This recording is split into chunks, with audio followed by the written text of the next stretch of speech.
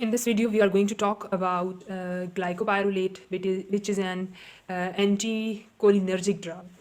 इससे पहले जो हमने पढ़ी थी वो थी एट्रोपिन, ठीक है। एट्रोपिन और ग्लाइकोपायरोलेट बेसिकली एक ही ड्रग क्लास से बिलोंग करते हैं, जिसको हम कहते हैं एंटाई मस्कैरिनिक, ठीक है। या आप इसको कह लें कि ये क्या है, ये है एंटाई कोलिनर्जिक ड्रग, ठीक है।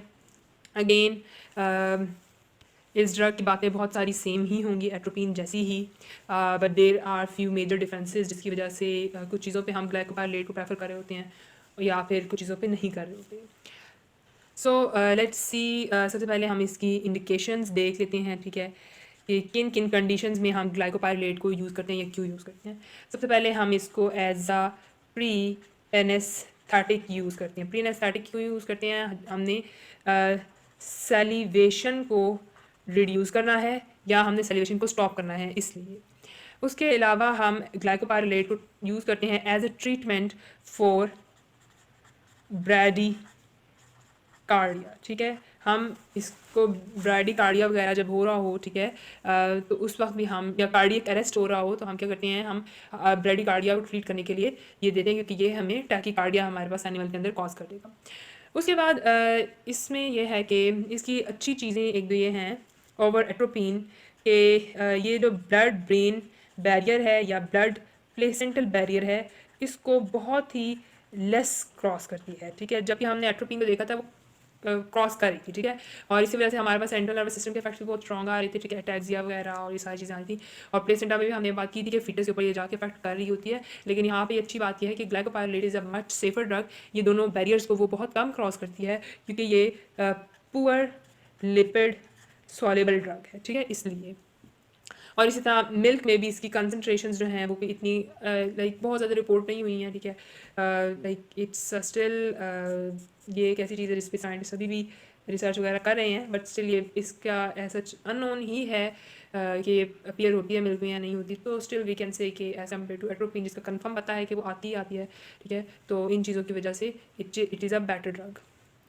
एट्रोपिन के मुकाबले में अगर हम ग्लाइकोपायरोलेट को देखें तो ये बात की जाती है कि ग्लाइकोपायरोलेट जो है वो 4 टाइम्स मोर पोटेंट ड्रग है देन एट्रोपिन। ये बात एट्रोपिन के कंपैरिजन में है, ठीक है।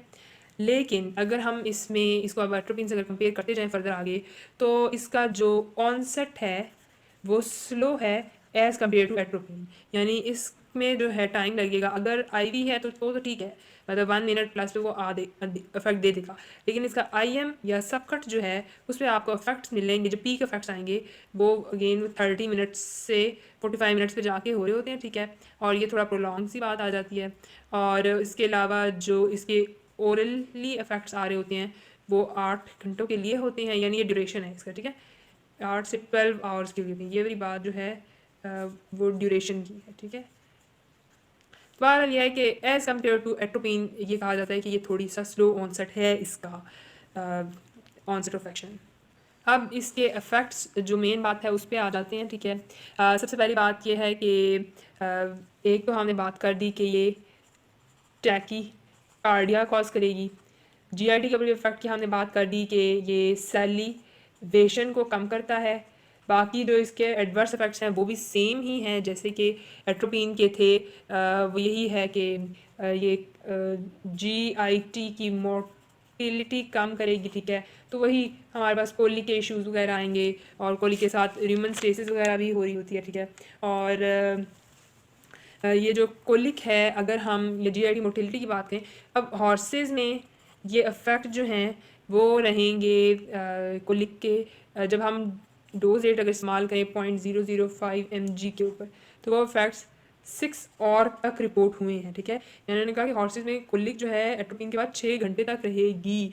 और जो डॉग्स हैं, ठीक है, डॉग्स की जो स्टमक की मोटिलिटी और पूरी जीआईटी ट्रैक की जो मोटिलिटी कम होगी वो 30 मिनट्स तक इफेक्ट रहेंगे।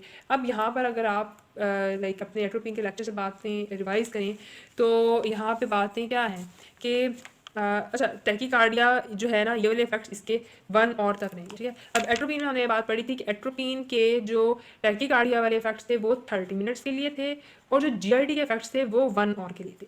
अब यहाँ पे थोड़ी सी बात रिवर्स है, यहाँ पे टैकीकार्डिया 1 और क्या है, और जो जीआईटी के इफेक्ट्स डॉग्स वगैरह में है वो कितने हैं, 30 मिनट्स में है, बाकी हॉर्सेज में वो 6 घंटे के लिए है, ठीक है। तो ये थोड़ा सा डिफरेंस है इसका एज़ कम्पेयर टू एट्रोपिन।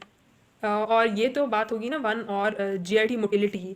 अगर आप सिर्फ सेलिवेशन की बात करें और दोनों को कंपेयर करें तो एट्रोपिन से जो सेलिवेशन स्टॉप होती है वो 1 और तक होगी, और जो ग्लाइको पायरोलेट से जो सेलिवेशन रुकी है वो 30 से 45 मिनट्स के लिए है, ठीक है। तो ये भी एक डिफरेंस है इनका एक्शन का। उसके बाद आइज़ के ऊपर वही सारे इफेक्ट्स आएंगे कि प्यूपिल डायलेटेड है जिसको हम कहते हैं मीड्रियासिस, एट्रोपिन में भी ये देखा जा रहा था, वही साइक्लोपीजिया है, ब्लर विजन वो है, ठीक है। और ये सारी चीज़ें हैं इसमें। इसकी जो कॉन्ट्रा इंडिकेशंस हैं, कॉन्ट्रा इंडिकेशंस भी सेम है कि अगर कोई एनिमल पहले से ही जीआई ऑब्स्ट्रक्शन में है, ठीक है, तो उसको ना दें, ठीक है। उसमें ये देखते हुए एहतियात करें। फिर अगर कोई कोई ग्लाइकोमा के पेशेंट्स हैं उन्हें भी ध्यान से दें, ठीक है, कि देनी है या नहीं है, you have to decide on that. और अच्छा, उसके अलावा एक बहुत कॉमन सा मिसकॉन्सेप्शन है ग्लाइकोपायरोलेट के ऊपर related to its affect on cardiovascular system is that, ये हम ये बात करते हैं कि जब हम एट्रोपिन लगाते हैं, ठीक है, तो एट्रोपिन क्या करती है, जो ब्रैडीकार्डिया है, ठीक है, उसको ठीक करके नॉर्मल हार्ट रेट और नॉर्मल से भी ऊपर ले जाती है, ठीक है। एट्रोपिन के बारे में हम ये बात करते हैं, और हम साथ ही कहते हैं कि ग्लाइकोपायरोलेट जो है वो क्या करेगी, वो ब्रैडीकार्डिया से सिर्फ नॉर्मल तक लेके आती है, एक्सेस में नहीं लेके जाती है, ठीक है। एक्सेस टैकीकार्डिया नहीं कॉज करती है, ठीक है। तो एट्रोपिन के बारे में हम कहते हैं ब्रैडी से नॉर्मल पे लाएगी और नॉर्मल से भी आगे चली जाएगी अगर आपने डोजेज ज़्यादा लगाई है। लेकिन ग्लाइकोपायरोलेट के बारे में हम क्या कहते हैं कि ये ब्रैडीकार्डिया से सिर्फ नॉर्मल तक लाती है, उससे ऊपर नहीं लेके जाती। But this is just a misconception in veterinary field, because ये जो इफेक्ट्स हैं ये इफेक्ट ह्यूमंस के लिए हैं। ये जो ग्लाइकोपायरोलेट की बात है ये बात ह्यूमंस में एग्जिस्ट की जाती है, लेकिन डॉग्स में या एनिमल्स में ऐसे इफेक्ट्स नहीं देखे जाते। और इसका रेफरेंस इस बात का जो है वो ये लमेंट जॉन्स का चैप्टर है एंटीकोलिनर्जिक्स का, दैट इज़ चैप्टर नंबर 8, ठीक है। अगर आप इस चैप्टर को देखें तो इस चैप्टर के अंदर ये बात इटसेल्फ लिखी हुई है, I read it for you, कि in people the purported benefit of glycopyrrolate over atropine is its improved cardiovascular parameters with less risk of tachycardia. This is not the case in dogs, where drug effects on the cardiovascular system are similar between the two anticholinergics. यानी कि dogs के अंदर जो atropine है और जो ग्लाइकोपायरोलेट है उन दोनों के इफेक्ट्स सेम ही हैं, ठीक है। तो ये बात ह्यूमंस में ठीक है, इन वेटनरी फील्ड ये वाली बात निगेट है, ठीक है। बाकी हाँ, ये बात है कि स्टिल कुछ और रीजंस की वजह से ये बात कही जाती है कि in case of cardiac patients अगर आपने एट्रोपिन और ग्लाइकोपायरोलेट में से कोई एक सेलेक्ट करना है तो गो फॉर ग्लाइकोपायरोलेट। बेशक उसके इफेक्ट्स 1 और तक हैं, ठीक है, उसके 30 मिनट्स, बट स्टिल ये सेफर ड्रग मानी जाती है। बट ये इस रीज़न की वजह से नहीं, ठीक है। वैसे एक अपने डिफरेंट लाइक डॉक्टर्स का नोशन है, ठीक है, अपना अपना, ठीक है, काम करने का एक्सपीरियंस है, ठीक है, जिस हिसाब से वो प्रेफर करते हैं कार्डियक पेशेंट्स ग्लाइकोपायरोलेट, बट उसकी रीज़न ये नहीं है, that might be some different reason, at least I don't know about that, because मैंने किसी बुक के अंदर रेफरेंस के साथ उसकी कोई रीजनिंग नहीं पढ़ी है, but I want to clear this misconception about the glycopyrrolate. बाकी यह है कि इसका इंडिकेशन यही है कि ये लाइक CPR में यूज़ की जाती है, बट स्टिल ये उस तरह से एक अच्छी इमरजेंसी ड्रग नहीं है एज़ कम्पेयर टू एट्रोपिन। इसकी रीज़न हमने ये बात कर ली है कि इसका onset as compare to atropine slow है, ठीक है। तो इसलिए यूज़ होती है, आप कर सकते हैं, लेकिन यह है कि एज सच प्रेफरेबल नहीं है when you have atropine available in the market. So this was all about glycopyrrolate, and I hope you have understood the concept of this drug. Thank you.